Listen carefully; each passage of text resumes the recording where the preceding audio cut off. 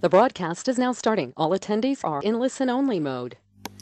Well, good evening, ladies and gentlemen. Lovely to have you with us. Thanks, Mick. You anticipated what I wanted. I wanted to know how the volume was and if you could all hear me, but Mick D's straight on the job already, so that's okay. And Chris good, thank you, Chris in the States. So you're good. Anyway, good evening. I hope you all had a marvellous 4th of July, those of you in the States, and I hope you've recovered from it. What a wonderful thing. And Jeremy, sounds good in the UK. Jeremy, it's about time you and I had another session, my friend. I want to know how you're going with your trading. Anyway, welcome, folks. Today's going to be a mostly untechnical sort of a day, because I want to look at all the things. This is the end of financial year, June 30th, 2018. And this time of the year, we try to look back and see what the big events were, how they affected markets, and prognosticate about what's going to happen in the future. And Tom, you're with us, our wealth manager from Florida, and stick around till the last, mate. I've got a couple of charts going to be very interesting to you. Akshay's with us, Albert's doing a tutorial. We should have a talk soon, mate. You should have some paper trading to show me. Chris, the tutorial guy, lots of tutorial guys with us today. Danny, Falcon Albino, well, God bless you, whoever you are. Great to have you with us. And the Woolly Boys down south in the Hunter Valley. I hope you've had some rain down there, mate. It's been terrible for you. Janet in Canada, good to have you with us, Janet, as always. Jeremy, good to have you, particularly. Mark, the tutorial guy, about time we had another talk. Mark, Maryland's with us, not far away, just a bit up north of me, Maryland. Grand to have you with us. Maryland's going to be one of our great traders. She's doing a tutorial, pretty well done a tutorial. Mick D, old mate of mine, I've known Mick for 25 years, off and on. Great to have him with us. He is also going to be one of our greats, I think. Michael Pell, I hope you're happy and safe and well wherever you are. Michael, we never really know where you are. He's a guy who travels. McMurphy's a tutorial guy. Time we had a talk, my friend. Peter, nice to have Peter with us. He's a big short-term trader. Right, okay. Sean, new guy, just started his tutorial. Of course, Tom, our wealth fund manager, and Bill Ford. Great to have all of you with us, folks, and many others as well. Okay, so let's see what the world has offered us in the last financial year, and what I think it's going to offer us in the year coming up. I think, the Chinese have a saying. They're going to be a big part of the presentation today, but the Chinese have a saying, may you live in interesting times. And really, I think we're heading for some really interesting times now. The stars have aligned, or whatever, but I think we're going to have some really interesting times.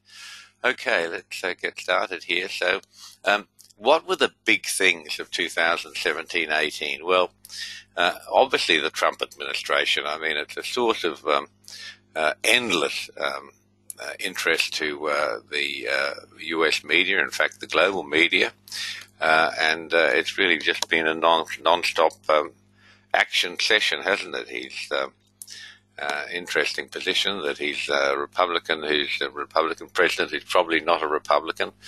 Half his party doesn't support him, the other half is too scared to say anything against him. But these trade issues are going to be a very, very big deal going forward. GOP is essentially a free trade party, and Trump says he's a free trader, but he wants to be fair trade. I mean, I don't see any real problem with that approach. I know it's going to cause huge problems, because the settled world trade order is anything but fair. And undoubtedly Trump is right when he says the US is bearing the brunt of so much of this, but people hate change, and many of these countries have got themselves settled into a very, very nice position with a huge trading surplus with America, and they're going to fight tooth and nail to protect that. China has been a huge issue with its mercantile military expansion.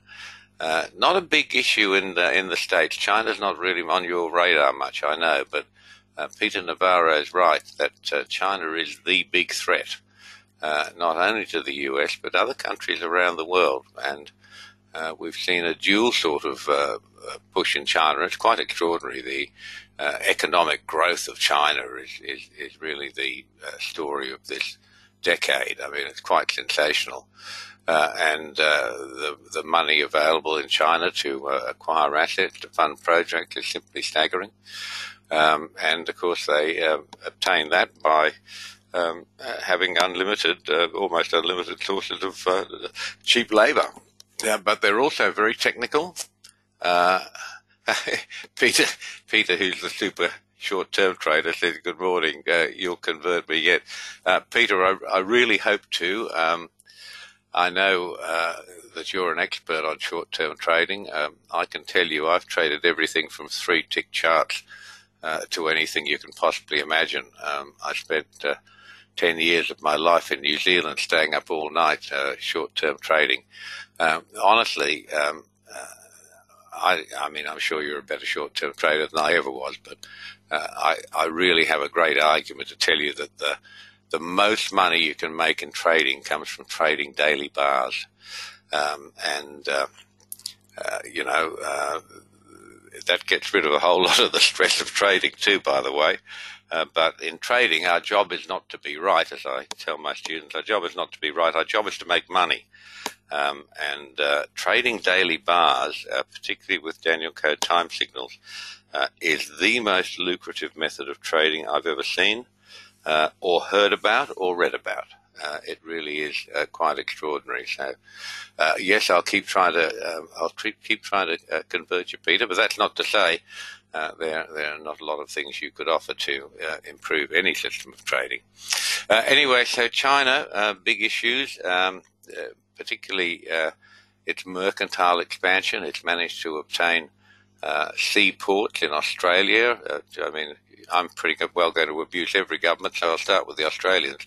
How they could have possibly leased out the whole of the port of Darwin to a Chinese state-controlled company is just absolutely beyond me. I think they've got a 49 or a 99-year lease on. It's quite ridiculous. Biggest warm water northern port in the South Pacific. Ridiculous.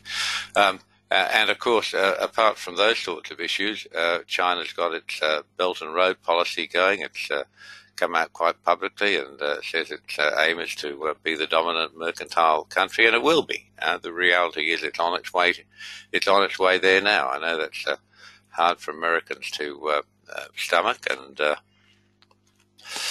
probably hard for a lot of other people, but that's the reality. And at some stage, the argument is going to be between the traditionalists who can't change their views and the realists who say these are facts on the ground. And talking of facts on the ground, I'm going to show you quite a lot about what those facts are for China or what they mean for the rest of the world. North Korea, of course, has been the standout story for the later part of this last financial year. Quite extraordinary, really, to go from bellicose language and threats of missiles, what have you, and to the detente that Trump has managed with Kim Jong-il, or Un, isn't he? Which one? I'm not sure. There's the same name for his father and grandfather, slightly different. But that's quite an extraordinary story. Brexit was the big story last year. You remember when we did this for View, the prognostications for Brexit. I mean, it's as emotional an issue as immigration is in America. Really, the pro-Brexit and anti-Brexit, I mean, they're really, bad language and snide remarks at 5 paces. It completely split the country. And the prognostications were that was the end of the UK, was the final deluge for a great mercantile empire. And funnily enough, despite total and utter incompetence by the government, particularly Theresa May, the Prime Minister of the UK, who had a huge unassailable margin, she could form government just with her own party, got a bit of hubris and went to the polls, thinking to crush Jeremy Corbyn, the leader of the Labour Party, who's a socialist, probably a communist. That doesn't seem to matter much these days. And excuse me. And despite the total incompetence, which is partly just caused by political issues, because the large part of the governing party is not in favour of Brexit. That's Britain leaving the European community. It's a bit like Trump. Trump's the leader of a party that's really a free trade party and pretty soft on borders, in fact very soft on borders, and he's trying to drag them in a different direction. Same in UK. Theresa May was a stay, don't leave European. She's a Europhile, and a lot of her ministers are as well. And she put in a few of the Leave guys and into her cabinet, but that cabinet and the Parliament are very, very much split. And so is the media. Huge issue, and all the prognostication was it would be the end of Britain. The charts I'm going to show you indicate that's just not true. In fact, quite the contrary. Immigration. I mean, boy, this is just such a huge issue. I mean, you're aware of it all in America. It's on the front pages there every day. But interestingly, what's happened with the total disasters in Libya and with Gaddafi going, that sounds a funny thing to say, but as a dictator, at least he kept his country under control, as did Saddam Hussein. Get rid of the dictators, and there's a void which is filled by local warlords, local gangs, all sorts of unsavouries, the immigration through North Africa just flooding into Europe, particularly hitting Italy and Greece very, very hard. Angela Merkel, the Prime Minister, the Chancellor, in fact, of Germany, was obviously a very liberal woman, and she opened the borders of Germany. Don't forget Germany and to a lesser extent France. I mean, they're very close together politically. Their cabinets actually meet together. But the Germo-France alliance has controlled Germany. What do people say? Jerry is as red as a PRC flag. Yeah. Good on you. Jeremy Corbyn, eh? Wow. You've got Jerry here. I hope that's Jeremy Corbyn you're talking about. Anyway,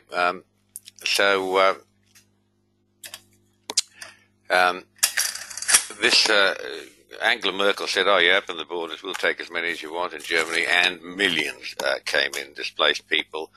Just people not displaced, but just looking for a better opportunity from Syria and North Africa. But of course, the brunt of that being hit by the southern states. They come across the Med and they land in typically Greece or Italy.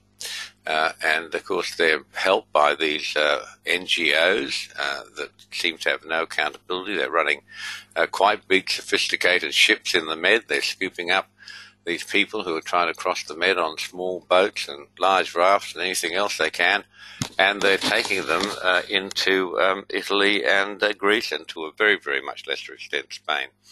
The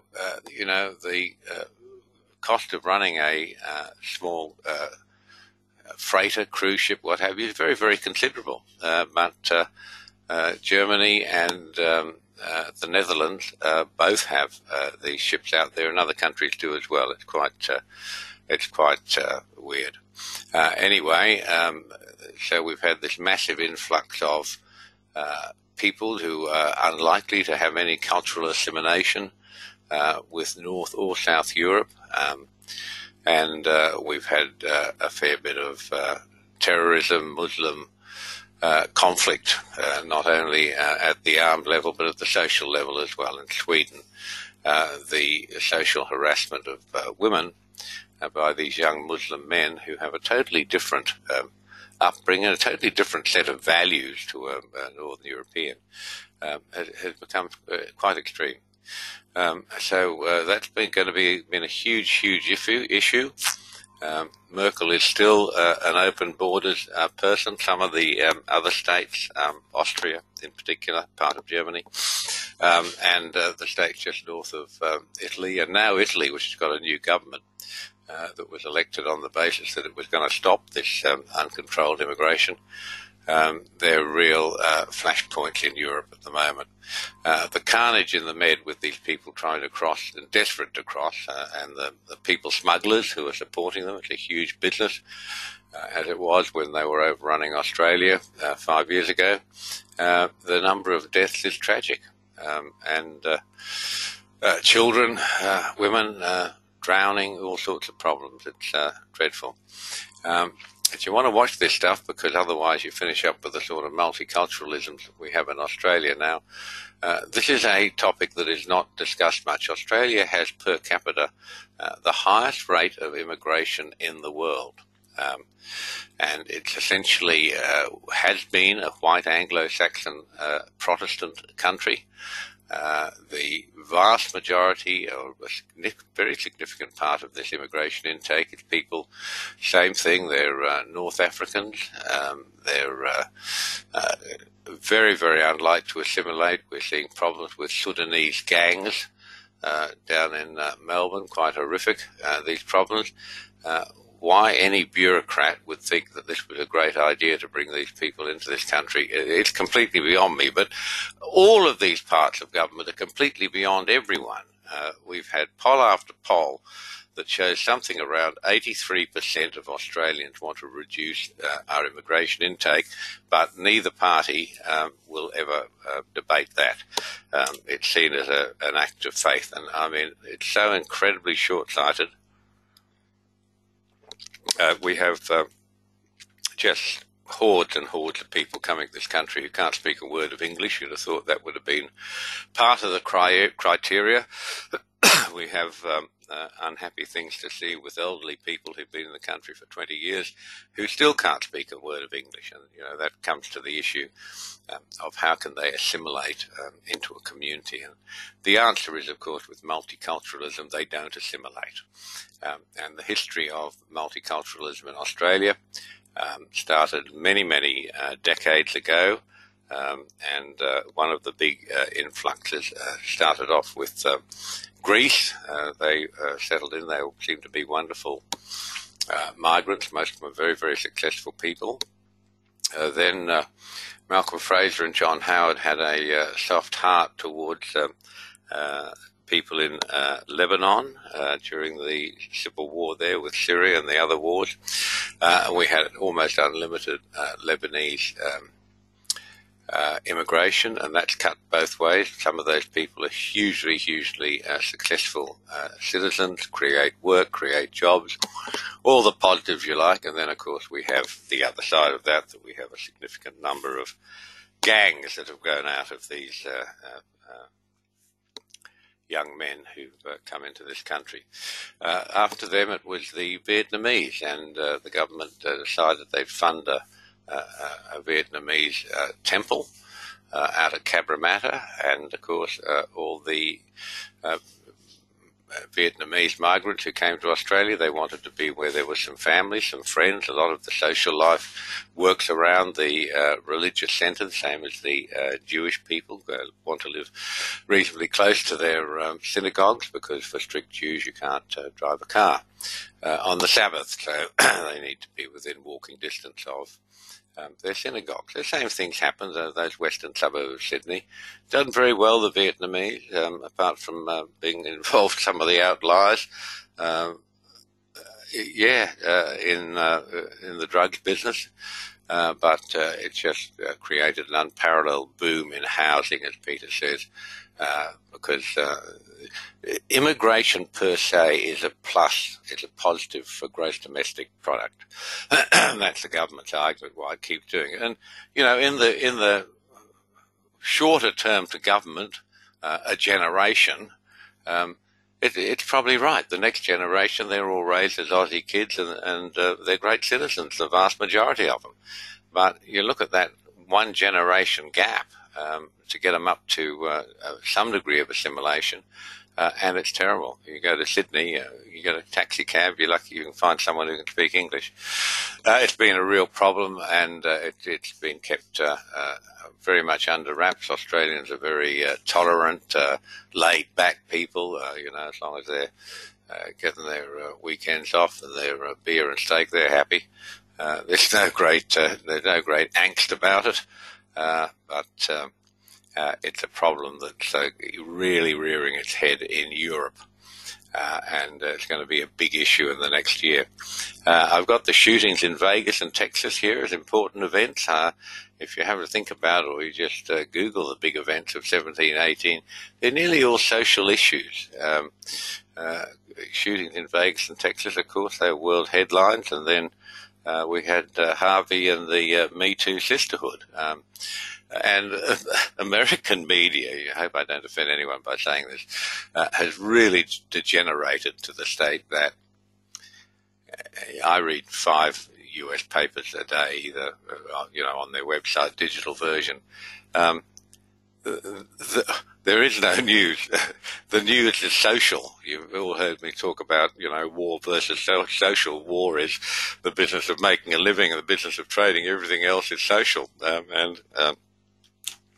This social divide in America, I guess you get used to it, but, to us it just looks kind of crazy.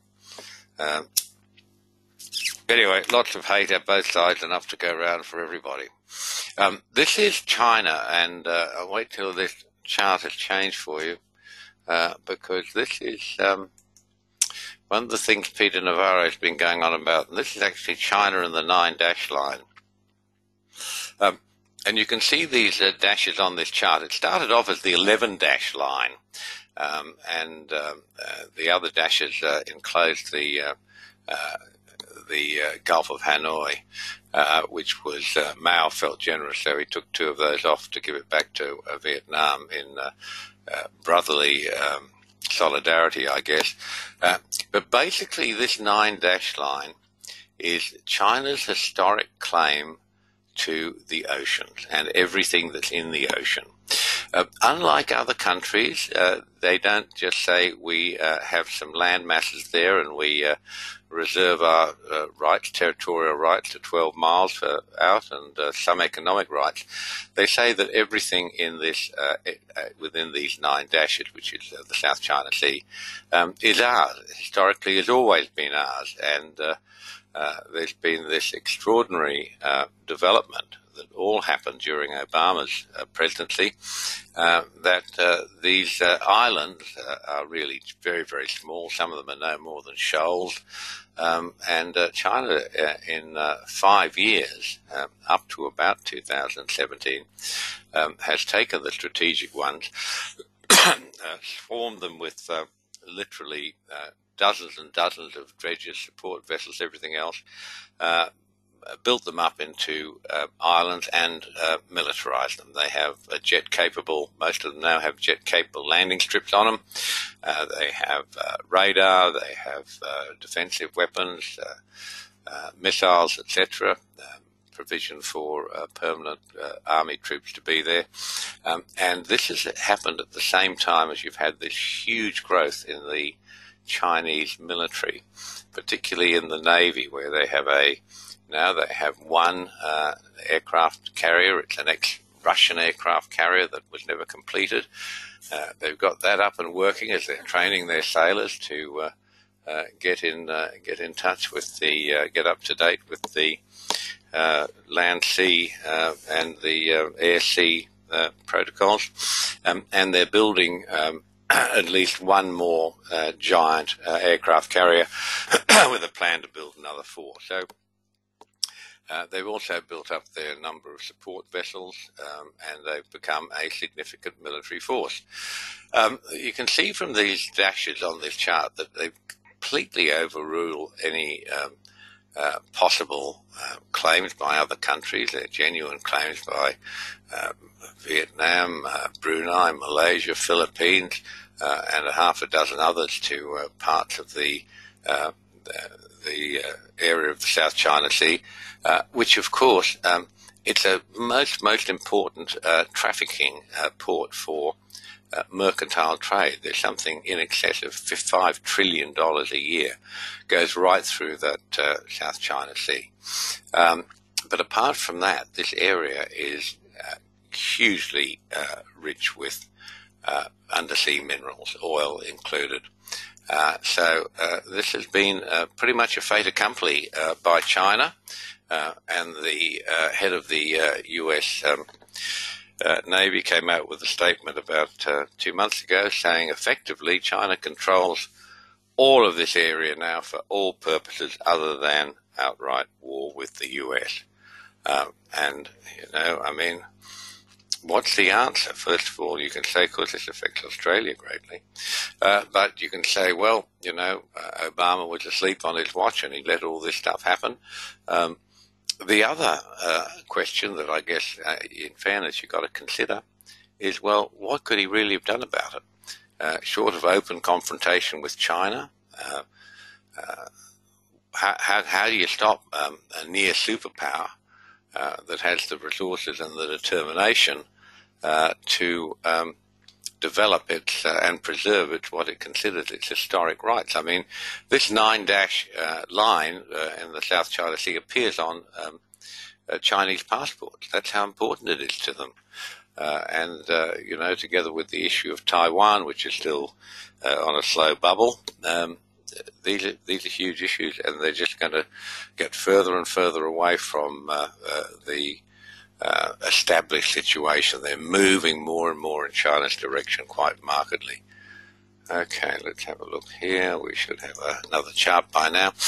Just let you show that idea a little bit more. This is a 2015 photo of the Spratly Island. One of them, there's a number of these, large number of them, in the South China Sea. Some of them, like Spratly Island, are not much more than coral reefs.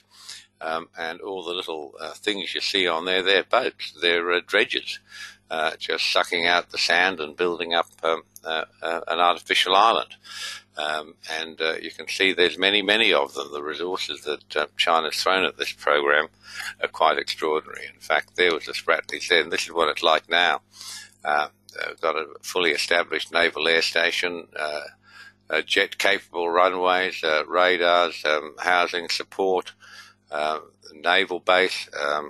It's extraordinary what they've been able to do there, and they've had no constraints on them. This is another one just to show you how far this goes. This is Mischief Reef. This was a photo taken in 2016. It's been enhanced a bit. The aircraft weren't there. They've just been painted in to show you the capability, give you an idea. But it's the same thing. It's got a fully jet-capable China's already landed not only jet fighters, but their big jet bombers have been landed on these islands as well. So there you are. So how important is this? Well, here's the picture. $5 trillion in trade goes up through this area of the world. This is a chart only of major crude oil flows, but the overall trade is absolutely extraordinary. Australia's got a unique position in this because China's its biggest trading partner, and you can see the little thin line starting right from the bottom of the map. That's how Australia gets its goods into China and Asia, right through this area. Here's the Liaoning, I think that's how you pronounce it. This is the Chinese aircraft carrier. Number one, they bought this as an uncompleted vessel from Russia, and they've finished it off, and they're using it for training purposes. They're training up a whole generation of seamen familiar with naval aviation.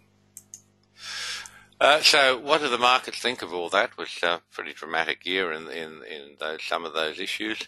And what did the market think of all that? Well, the answer is the American market didn't think much about it at all.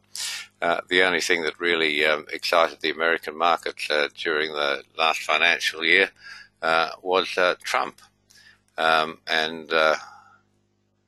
Yes, George Tar, Japan and Vietnam did the same thing in the past as well. Yes, quite right. Anyway, what the American markets didn't worry about anything. They were so thrilled with Trump that off they went in the biggest, most incredible rally. So that was the American view. That's not quite the same view everywhere else. This is the China Shanghai Index. There are two main markets in China. There's the Hang Seng, which is in Hong Kong, which used to be a British colony, reverted to China, but it's very, very metropolitan. It's very cosmopolitan, huge amounts of trade, but it's really a shop front for China. And you can see this is the 1 year chart on daily bars. This is June 17 to now, July, early July, end of June 18. And you can see that it's been fairly dramatic what's happening there. This is the local index, the Shanghai index, and the Hang Seng's not as bad, but all the same, it's a problem. This is the big picture of China. This is a 6-day chart. Looking at these shorter-term charts, you can get an unnecessarily pessimistic view about it. So, yes, that market's been falling pretty aggressively since almost the beginning of the year, but take away the peaks and the troughs, and it's probably trading around the long-term median at the moment. This is the Hang Seng. This is the Hong Kong index. This is a bit more of a worry because this is the international portal for China, and it's had a pretty dramatic fall just in the last 4 or 5 weeks, and as has the Shanghai and the renminbi or yuan, the Chinese currency. Here's Germany traveling around the world. What's happening where? Well, Germany's pretty much back to about where it was a year ago. It's had a big run up into December, January 18. A lot of markets had that, and it's really turned its toes up after that, and it's struggling to hold some support there. This is the UK. This is terribly interesting because this is June 17 to date. This market is actually not that far off its all-time highs, and any ideas that Brexit, UK leaving the European community, was going to be dire, detrimental, what have you, the end of the world, death of Nelson, as they say, well, it just hasn't happened, has it? The UK economy looks really strong. One wonders how they're going to resolve all these issues, because the EU is purposely making the UK leaving the European Union, making it as difficult as it can.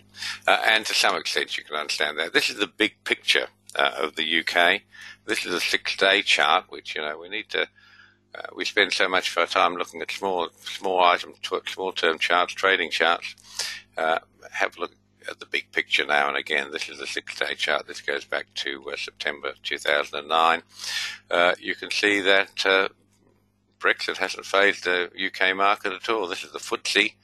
This is the major index in London, and it's not far off its all-time highs, which it made as recently as maybe 6 weeks ago. So this is Australia. For those of you who are in this part of the world, you can see that the Australian, this is the SPI, the share price index, as it's called. It's never recovered its 2007 highs, hasn't even got close to them, really. But what it is doing, it's been very, very steadily running up the bottom line of the Daniel Code trading channel now. Of itself, that sort of price action is weak, and we know there are some reasons for that. There's very low wage growth in Australia. Inflation, real inflation as opposed to government figures, a bit like the States, it's extraordinary. But anyway, this share price index has managed to cling to that lower support in the Daniel Code trading channel. So, yes, it's been weaker, but it's holding that. It's on a very determined way. It's at least heading the right way for those of you who have faith and belief in Australia's economic future. This is the US dollar index. This is the big player. folks. This has been quite a story. This US dollar index, by historical standards, is incredibly weak, but by more recent standards, we've seen that huge sell-off from January 17 all the way down for almost exactly a year, a little bit more than a year, where it found support at the Daniel Code number at 88.34. Most of you have seen this chart or some part of it. I show it to you occasionally. This is the 6-day chart, and we had the first target at 95.120.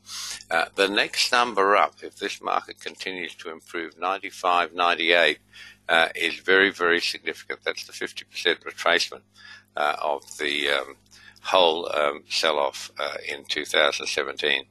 And this is having some extreme effects already on currencies of countries that are economically weaker. A lot of the South American countries are really struggling with this, where their goods, they're paying US dollars for imports. Hasn't yet spread to Asia, but they're getting their own version of currency troubles there with the very aggressive devaluing of the Chinese yuan. So let's see what's happening, how the countries are reacting to this strength. Well, Australia has been on a one-way trip for all of 2018, straight down the pipe, and really, this is only part of the story. A couple of years ago, the Aussie dollar was at $1.08 American, absolutely stupid. And we talked about this last year and said we expect the Aussie dollar to weaken. And it has, and it's continuing to. 75 with government support, that's been breached. 73 now looks to be that next level of government support. Of course, what held up the Australian dollar very much was high interest rates. Compared to the US, these currencies are very much international currencies. They're traded by investors all over the world, and while there was a premium in the Australian bonds, it attracted huge inflows of foreign currency, mainly from Japan and the US. With the US gradually raising interest rates, that differential in favour of the Aussie is not so marked, and arguably it's getting back to a much more neutral position, and it sold off accordingly. I see that next year as continuing. I still think the Aussie dollar's horribly overvalued. I think it's going to find a bottom somewhere around, well, I shouldn't say it's going to find a bottom. I have no foresight into what's going to happen, but I think its real value is about 65 US cents. This is the Canadian. I know we have a lot of clients in Canada. You're always interested to know what's happening. This is the dollar-Canadian pair. So while it's strengthened as the US dollar strengthened, the Canadian currency has weakened, which is great if you're getting paid in US dollars. Not so good otherwise. Here we are. This is the euro. It's hard to know what to make out of the euro because it's so heavily manipulated. All currencies are manipulated by governments. The euro more than most. It certainly had a fairly sick 2018 so far. It's trying to build a bottom here.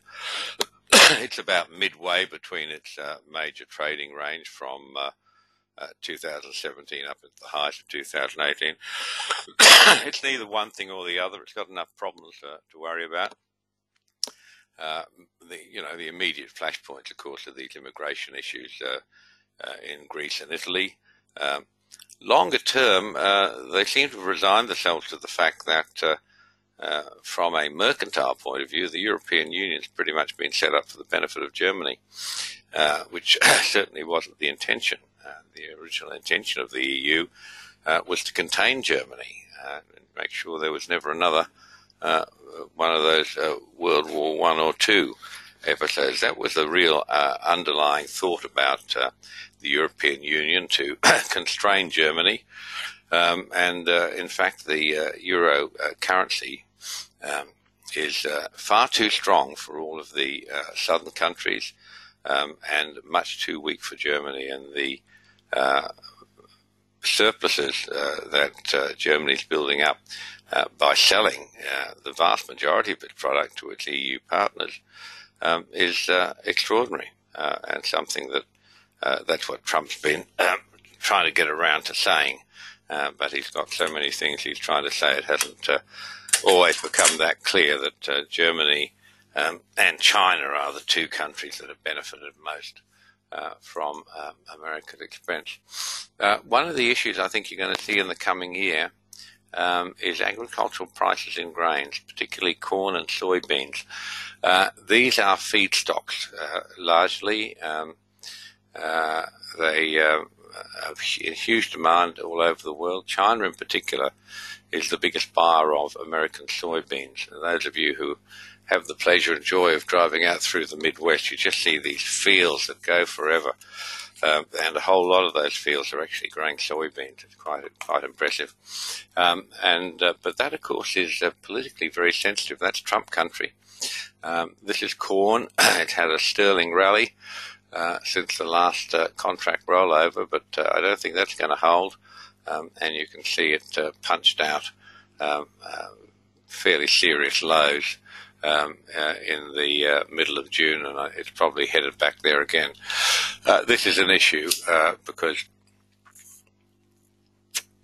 the farming vote is a very, very big deal. Now, having said that, farm trade in America is very, very distorted. Huge amounts of government subsidies, either directly or indirectly. But this is a tinderbox issue for those Midwest farmers. Here's the 12-month chart, folks, of soybeans. This is something that China has particularly targeted in the tit-for-tat that's going on. Trump puts some import restrictions on China, and China has reacted. And this is one that really is a punch into the soft underbelly of America, because this soybean market is so big and so important, and a huge percentage of it is going to China as food, but also as food stocks. But soybeans and corn are the two that are very, very vulnerable to what's happening there in China. This is crude oil. Those of you who went driving over the 4th of July understood that prices have gone up. In fact, they've gone up for the whole year. This is the 12-month chart from June 17 to June 18. And oil's just been on a one-way trip, and it's starting to bite at the pump now. For those of you who are feeling sorry for yourselves with the price of petrol in America, let me assure you that you're very well off. In Australia, the price for petrol is the equivalent of $8.70 a gallon. So you can see that the $3, $3.50 even that you're getting in the States, you're still very lucky, because the government hasn't got very big taxes on petroleum in America. Whereas in Australia it's just taxed into oblivion, like almost everything else. Australia has the highest taxes in the world, or certainly in the Western world, OECD countries. If it moves, they tax it. If they can spell it, pretty much, they tax it. The country being a subservient, sort of a laid-back country, as I say, the Australians aren't terribly don't get terribly emotional about things. They don't get emotional at all. Most of them are happy. They get their pie at lunchtime and a couple of beers after work. They're happy. So there's no great rebellion about petrol prices, but it is scandalous. And $6 in Canada, Janet says. Wow. Okay, well, you're still well off, Janet. You're still well off, but that's a blow, isn't it? You really notice it. I notice it because I've got 4 cars, because I have 2 children. They have a car each. Mrs. Needham has a car, and then we have a truck for driving the dogs around and whatever else is happening. And if you're running 4 cars and Dad's paying all the bills, boy, it gets a bit expensive. This is UST bonds. Very interesting, isn't it? There's gold and T-bonds attract a lot of very passionate writers who seem to trot out the same line all the time. The line of gold is typically is that COMEX gold is not real gold. Well, we know that. It's a futures contract. But that if we ever got rid of fiat currencies, gold would go to $10,000 an ounce, sure. But it's not going to happen. The story about T-bonds has been unlimited panic in the better educated T-bond circles, the Bill Gross circles. But you can see from this chart, if you take a long-term view, I mean, this is actually, a one-year daily chart. I mean, there's no big deal. It may well have found a long-term bottom. It certainly looks that way, but, I mean, I don't know what all the excitement is. Some of our pollies can't spell quite right about that, Hank. Anyway, there's T-bonds for you. Now we have to talk about gold. If I don't talk about gold, the people who thought they might get a sniff of what's happening in gold will be cross with me. And the bubble masters, some of whom are here with us, a lot of interest. A lot of Daniel Code people are very, very interested in gold. A lot of them are very good traders, and it's always interesting to get other people's views. We've got a great friend, Harold from Reading, who's a real serious gold bug. He's also a very, very smart and articulate man. And when I was over there, we had lots of time talking about gold. It's very interesting. To me, gold is just a commodity. We love it because it's a good trading market, which is all I'm interested in. But that's heresy to Sprott and the institutional supporters of gold. Nonetheless, this has been the last 12 months action. Had a pretty exciting run up. It's had lots of up and downs. It's been a great trading market. That's what you want for a good trading market. Lots of vertical movement up and down, up or down. Both ways is better because futures pays exactly the same going down as it does going up. But you can tend to get it sometimes a little bit more quickly. So this market found support at 1244.9 was the Daniel Code number. This is only, those numbers only came off a fairly unsophisticated chart, but nevertheless, you'd seen that on our longer term charts previously. It got support there. It's having a little rally now. Is it weak? Yes, inherently it is weak. And my guess is it wouldn't take a whole lot to see this market down around 1221. If it gets there and it breaks the black line, it implies that the old swing, the July 17th swing, will be taken out. So keep an eye on that. There's actually quite a lot happening with gold at the moment. And this is what's driving it. This is gold and the US dollar. The chart on the top is COMEX gold. The chart on the bottom is the US dollar index. I've shown this to you a couple of times during the year, and the inverse correlation is quite startling. Now, even though that situation is applied for the whole of the last 12 months, it's actually not a permanent condition. I did some research on this quite a few years ago and wrote an article about it for Financial Sense. The correlations of gold, they go on and on and on until they don't. And when they break, gold is almost always historically the dominant partner. In other words, gold goes its way, whatever its trend is at the time, which is up, and the US dollar index falls into place. But this inverse correlation is quite extraordinary. And given the strength of the US dollar index at the moment, it's hard to see any real upside relief for gold until we have a considerably weaker dollar. American economy is really going very, very well, superficially. It's got all those issues about debt. No one seems to worry about that much anymore. It will come back to bite one day, but we don't know when. Until that, US economy looks great, bubbling along. This is Dr. Copper. This is interesting. Copper is often considered a benchmark for the economy, the global economy. And that's because it's an essential product in so many of the goods we make and use, that it's sometimes called Dr. Copper because it gives Very, very superficially, it gives a picture of the health of the global economy. You can see it held it had a big run up from June 2017. It kept building those highs, holding them, and it just corrected 2 or 3 times. And look at this now. It's really pumping its way down. I don't know whether someone's going to say 3 little Indians to show the 3 peaks there. I don't believe in any of that pattern stuff, but some of you no doubt do. 3 little Indians is 3 highs, and then takes out the lower swing between them. It's considered a chart failure in the old-fashioned sort of pattern charting schools of thought, which, as I say, I do not subscribe to. But what I do subscribe to is copper as a measure of the health of the global economy. And this is not looking too flash at all. So I want to show you what I think is going to be the triggers here.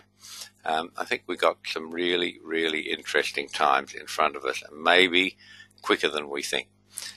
This is the Dow on the Daniel Code time signals, which I've been showing you recently as we work hard and diligently to get a time trading program to you. And we seem to be doing that. I understand we have a new technical guy that we put on 2 weeks ago. At least Michael did, in the hope that we can get this trading program sorted out and to you. But those of you who've been waiting, you're long-suffering, you're patient. This has been going on for over 2 years.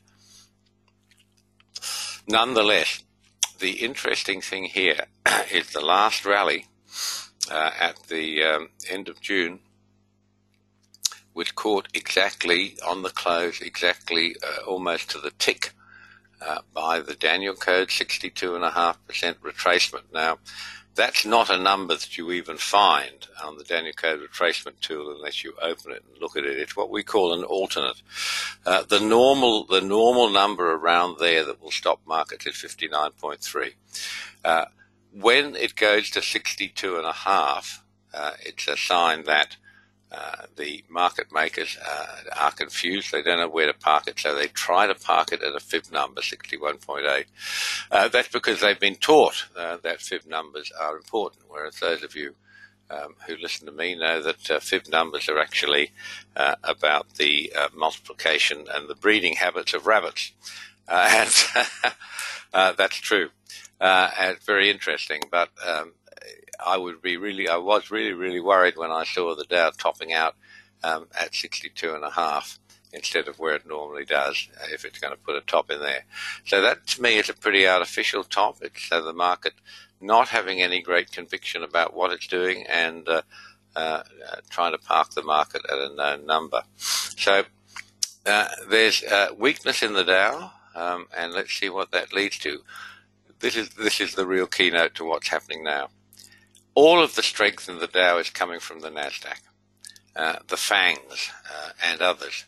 And there's some amazing stats around. 40% of the big rally has been in the Dow has been caused by Amazon. The effect in the NASDAQ of Amazon and some of those other huge tech companies. So here's more divergence. You can see the Dow had its big whoopee high back in January, end of January 29th, and has been making lower highs since then. In fact, it's been range trading pretty well since March, but look what's been happening in the NASDAQ. It didn't get the its high wasn't at the same time as the Dow. It did make a high there, but it went on to make higher highs at the end of March, and now recently in end of June, late June, it made new highs. These are daily bars. So it's made 2 new highs in the NASDAQ, 2 lower highs in the Dow. That's pretty significant divergence, and it means something. What it means is that the NASDAQ is propping up the major market in a very, very significant way. If we get a failure in the NASDAQ or some considerable shift of sentiment, all the indices are going to be in big trouble, particularly the Dow. And we could have that. There's the Peter, I love the smell of divergence in the morning. Yeah, me too. The killer blow is never where you expect it. So, if you ask me to give you an opinion now, I'd say Tesla is going to be the problem. I don't understand what all this electric car business is all about anyway. They don't seem to get very far. 250, 300 kilometers on a charge is like nothing. The car I drive does 650 miles on a full tank of gas. And if you live in Australia, which is a big country, Australia is as big as the continental United States, boy, you have a long way to go most of the time. The other point is, what's this great appeal of clean green? There's nothing green about electric cars because electricity has to come primarily still from baseload generators in the United States, Australia, most countries apart from Europe that has a very, very big nuclear electricity generation capacity. But you plug your Tesla in the States, what are you plugging into? Coal-fired power. Coal-fired power. And there's some argument about whether there's any environmental benefit anyway to electronic cars. I know they're all the fashion. I know the trendy people are after all that stuff. I've only seen two of them in our part of the world. They're pretty looking cars, there's no doubt about that, but they're totally no interest to me at all. They just don't go far enough for long enough. And interesting, whilst there's been huge benefits and huge improvements in battery technology, actually it's a very old technology. People are trying to boost battery storage capacity for decades. It's not like this is really cutting edge stuff, and I don't buy it. But anyway, look, there are many things in the world that I don't get. I have these, your one is right, who cares? Quite right, but it's probably not going to be Tesla. There'll be a shock in one of the big cap NASDAQ companies that will really trigger that off. More tellingly than that, because all of that is just opinion, what we can say is the NASDAQ is at 4 standard deviations, greater than 4 standard deviations from its mean. And it's at a 4th seal and 5th seal line as well. In other words, it's prime for some drama. Markets can't survive very long in that rarefied air. NASDAQ's done a sensational job of it. If you look at this chart, it's held above 3 standard deviations from the mean. Incidentally, those of you who have a mathematical bent, that's not 3 normal standard deviations, that's Daniel code deviations that use a different number. But it's held above 3 standard deviations from the mean for the vast majority of 2018. It's quite extraordinary, and making new highs. But I think it's vulnerable. I expect some drama reasonably soon. We're in the summer doldrums now, folks, for those of you who are finding trading not quite as exciting as it has been. Pretty typical end of what they call in the States the summer doldrums. Folks go on holidays at the end of the financial year and leave the trading to their minions with smaller capacity to trade. And the summer doldrums, a quiet period in markets, is quite common, happens all the time. My big thought for the new year, Tom, I know you and your partner are passionate about natural gas. I've been boosting or talking about natural gas for a couple of years. Last year I said I thought it could be the one for the big breakout. The issue about natural gas is that America doesn't export natural gas, and it keeps the price artificially low. International prices for natural gas are not what you think. Australia is now or close to the biggest exporter of natural gas in the world, and wholesale prices in Australia today are around $8. You can see that the American natural gas market closed about $2.85 today. So let me just show you what wholesale natural gas prices are as at the end of 2017. You can see the arrow there, that's Australia. That was lower then, it's gone up since then, but that's about the $5 price. Look at some of these countries up here. Singapore, $9. These are wholesale prices. Japan. Japan's actually paying close to $14 for its imported natural gas, some of it. And this is the US is down here. It's a bit hard to see with all these figures here. It's at around its $3 level. I think that the price of natural gas, certainly in Asia and Europe, is going to explode in 2018-19. And I made that same prediction last year, folks, so don't hang your hat on it. But that's my feeling. If you want to know what I'm looking at, what I'm really interested in, it's a breakdown in the equities and a big boost in natural gas. Okay, those of you who want to be super traders, email me, please, jneedham@thedanielcode.com, jneedham@thedanielcode.com. I learned that from Bill Riley, so you say it twice. I don't know if it makes any difference. Most of you can find out where I am. Just look at the contact section of the Daniel Code website. But send me your phone number, country where you live, so I don't try to call you in the middle of the night. And I'll be happy to talk to you about taking your trading to the next level. And looking at doing a Daniel Code video tutorial. We're happy to extend free trials to anyone. If you haven't had a free trial of the Daniel Code at all, or indeed recently, there's a free trial banner right in the front of www.thedanielcode.com. Go ahead, click on that button, get your free trial. Terry will make the repeat 3 or 4 times. Terry will hook you up to everything, including the fourth seal and everything else at the website. This is our compliance statement. I always want you to read that. The view in the industry is 90% of people lose their first bank in the first 3 months of trading. My view is that 99% of people in the industry lose their first bank 3 times at least, and usually in the first 30 days. So for those of you who have learned Daniel Code trading, it's not as risky for you because you actually know what markets are doing to a high degree. The rest of you, beware.